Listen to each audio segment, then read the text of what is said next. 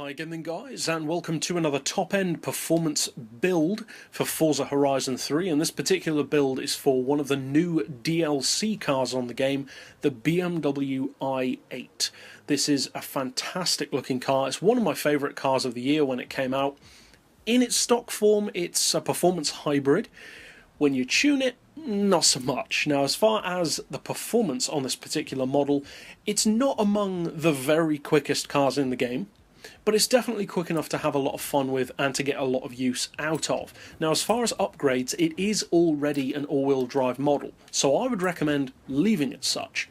If you want to change that, of course that's up to you, and as far as the engine conversion, I would, as you can see, recommend converting it to the V8 race engine. Of course, I would also recommend upgrading it to the twin turbo, and then basically just for everything else that improves the car. Now, as far as the tune setup itself, which is of course the way, as always, to unlock the potential of those upgrades, and before we get into it, incidentally, if you would like to just fit this exact tune to your car, as with all of my tunes on YouTube, you can find this along with way more, far more, on the storefront. So just use the keywords in the description below to find those. I've got so many more tunes on the storefront than I have on YouTube at the moment, so be sure to peruse those if you need them.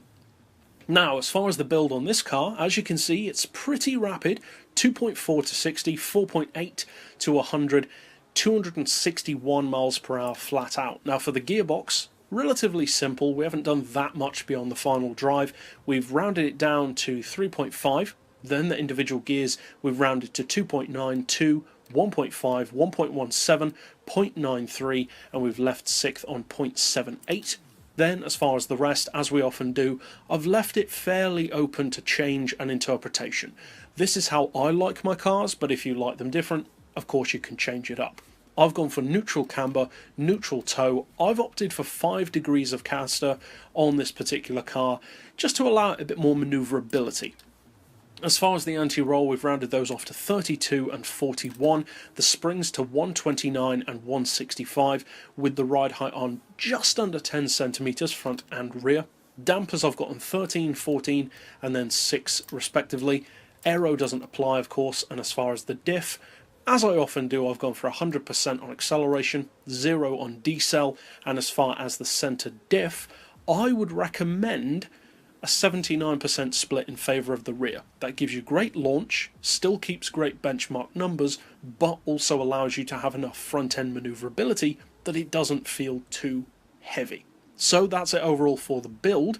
You can of course fit it to your car using these settings, which chances are, if you've clicked on the video, you probably will, or if you don't care and just want it on the car, you can get it on the storefront, as I said.